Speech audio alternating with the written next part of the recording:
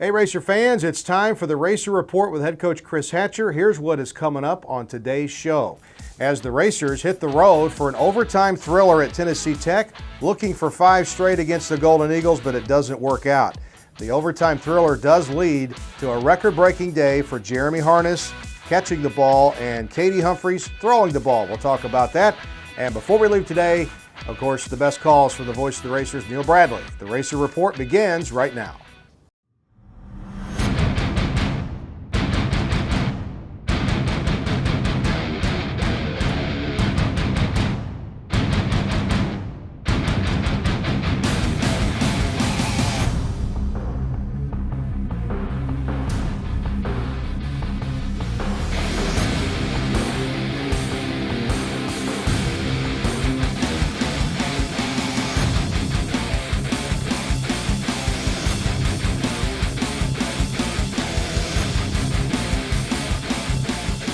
Hi folks, and welcome to the Racer Report with head coach Chris Hatcher. Coach will join us here in just a moment, but first let's tell you what's going up this week for the Racers as we've got homecoming week at Murray State. There's nothing like it, and it's all going to lead up to the 3 o'clock Saturday afternoon game at the track at Roy Stewart Stadium when the Racers take on Southeast Missouri State. Murray State leads the all-time series 38-9-1, and they've won 7 of the last 9 that they played in Murray, but the Red Hawks are 2-0 in the OVC, and they've beaten 2 ranked teams in the same season for the first time in their history. So we'll see you here Saturday for homecoming football, 3 o'clock at Stewart Stadium. And that will bring us to our time with head coach Chris Hatcher. Man, a tough defeat for the Racers, coach, because there were so many times I really felt like you guys were going to run off with it and really put some space between you and the Golden Eagles. And it just seemed like every time that was getting ready to happen, something got in the way. And, I really felt like it was almost the same kind of feeling as the SEMO game last year, where you guys had so many chances to win it and just couldn't get it done. Well, you're exactly right. We did compare it to that game from last year. Very disappointing, bitter defeat. A team that we dominated for 59 minutes and 48 seconds, and then once we got to overtime, they pretty much had all the momentum. But we gave them the game. You got to take your hat off to them. They played well enough to win, of course. I'm not taking anything from their effort. But we were just always one play away from getting up 2 scores, and if we could have got up 2 scores, I don't believe they had enough firepower to come back from us. But it's a 3-phase game. Offensively, we turned the ball over way too many times in the red zone, gave up a lot of points, had a bunch of plays, had a bunch of stats that came up empty. Defensively, we played well all the way until the last drive of the game where we gave up the field goal. And then special teams, we just shot ourselves in the foot, gave up a big return, had some penalties that really hurt the field position. Just a very disappointing game. Again, first 3 defeats we had, we got beat. We got beat by a better team. It doesn't make you feel any better, but at least you can live with yourself. Tennessee Tech, we lost the game. We didn't play as good as we could. We gave them the game, but hey, we got to move on. Hey, that's right. Sun did come up on Sunday, and the Racers are going to move on, but for right now, we're going to go ahead and roll the tape and take a look at it and kind of break it down.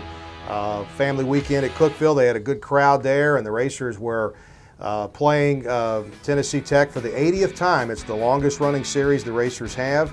Of course, this is 2 original members of the Ohio Valley Conference. And Coach, we're going to get off to the start here. The first quarter, a couple of field goals by each team. Well, yeah, we moved the ball extremely well. You can see right here, here's Pokey Harris. I thought he was going to break that one, got tripped up. We had them off balance. They were giving us the screen game. As you know, we threw it 62 times, and a lot of those balls were screen passes. So we get down here, we got a little first down play, another delay screen to Janowski Davis, who had a nice night on the evening. We come back. This was, to me, a crucial point in the ball game. We had 4th and inches. We were getting ready to go for it. We jump off sides, and we get 4th and 6, and we end up throwing it away. They bring an all-out blitz on us. And defense comes out, though, playing really well. Get a turnover right off the bat. There's DeMontre Wade, true freshman out of the Nashville area, redshirt freshman, excuse me. And then offensively, we come right back to work. There's Jeremy Harness. His first of 19 catches on the evening. Great shoestring grab there. Great blocking. Jesse Blackburn, Navarre Griffin on the perimeter. We come back right back. Navarre Griffin, first down catch. I'll tell you what, Navarre's really been playing well. He's a senior from St. Louis. We run our little fake screen, give the draw to Marcus Holiday, who led us in rushing on the night. But we come back here. This was a third down call. One of the few plays I thought KD, he should have thrown the ball away. We're forced to kick a field goal, but fortunately for us, we are able to kick in a 39-yarder. Carson Greifenkamp to go up, take the lead early on in the game. Well, Coach, I didn't realize it till we got back last evening and started looking at it that KD had 20 straight completions, mid first quarter to mid second quarter. Well, he did some really good things, and that was he had 2 bonehead plays in the red zone, that being one of them. You'll see the other one probably here in a little bit, but they got us with the option. A little something we ain't seen from them a whole lot out of. But we do slow them down enough. They kick the field goal, so now it's 3-3. But we come right back on 3rd and 11. We run the same play 2 times in a row, hit Janowski Davis for about a 14-yard gain. Great throw and catch here, Navarre Griffin at midfield. They actually called him for pass interference, but he hung on to it. We come back, here's another 3rd down play, a little throwback screen. There's Mitch Stoltz, the North Alabama area, great run. He had a good couple catches last week as well. So we got some momentum going. We're playing at a fast pace. The quarter runs out on us. But we feel really good about where we're at this point of the game. Well, it's a 3-3 game here. Both teams are going back and forth, and now the Racers here in the red zone, and Humphreys hits Harness here, and he gets it down to the 10. Well, we got a little momentum, and we got 1st and goal at the 5. We try a sprint out play, wanted to try to throw it in one time, and we turned the ball over. I mean, KD's got to learn to throw that one away, and we'd be 2nd and goal at the 5. And as we know, points were at a premium. You wouldn't have thought it as much as we ran up and down the field on them. But they get good field position. Fortunately for us, though, our defense was playing well. We get good pressure. There's Jonathan Jackson on the sack. On Stone, their quarterback, who's a good play. They pin us deep, and I thought this was another turning point in the game. We've been going up and marching up and down the field. We come out. Actually, we call the same play 4 straight times. Now, we have different options. Well, Coach, I even said on the radio, let's run it again. Well, we are. Marcus Holiday's getting big gain. We have the same play called here, but we get a blitz, so KD checks to the screen. Great throw and catch. And then, gosh, we turn it over again. I mean, and then this is a really heads-up play. Hustle, Marcus Holiday, letting us live to see another play. Our defense comes out. They really played well on the night, and good coverage here. DeMontre Wade, and then the Quentin Spraggins gets the interception. So they turn it right back over to us. And then we come out, and Roman Clay gets in the mix a little bit. Good hard run by him for no gain. Sometimes those are the best ones. Yeah, sometimes just getting back to the line of scrimmage is a good play. Right, but we're forced to punt. First time during the course of the ball game, we're forced to punt. And this is an area that we're really struggling in, Dave. We're getting good coverage. We're just not getting much on the kicks. We only averaged 30 yards a punt last night. We got to get more production there. Well, then they tacked on a late hit there too, I think. Yeah, and that was which was kind of minimal, I thought. Well, I thought they could have done away with that, but we forced them to turn the ball over to us, and our tempo's really going good. Here's Pokey Harris. I thought he had a nice night on the sweep. We run the same play, another good run. We're picking up 5-6 yards a pop here. We throw the screen again. Paul Rice, junior from St. Louis, Missouri, almost breaks the tackle. Nice job here. Gary and Bradley on the lead block.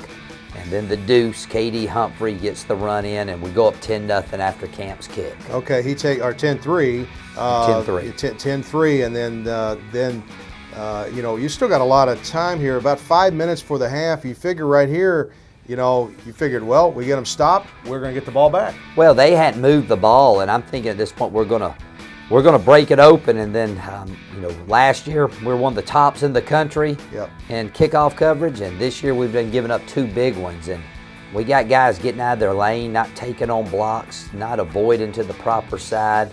But again, we come back. It's all tied up now, and get a good completion to Navarre over the middle. Another good screen pass to Jeremy Harness. He breaks it all the way back across the field. Great moves here. I thought he played a really good game. Other than the fumble, he played really, really well. That was a 25-yard pickup there. Yeah, and then we come back with the draw. Marcus Holiday, I think he led us in rushing on the evening as far as running backs were concerned. So here we fake the screen again. We get up under the blitz, and KD makes one guy miss. So we go up 17-10, Dave, and to be honest with you, they haven't done much with us on defense. They hadn't moved the ball.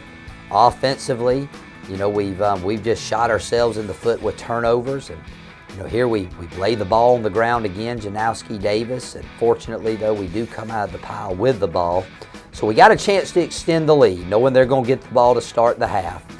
Watch this run by Roman Clay. Just beautiful. Oh, just man, keeps his feet churning. He knew about broke out of there. Yeah. And, he's a tough physical runner. We finally got him healthy. Again, this screenplay was really good. It's a simple play, but they just refused to cover it. So we come out, it's second down, and or third down and 4, and we have a little special play called, and that's one that you don't see in the stat sheets. We put all our linemen out to the right.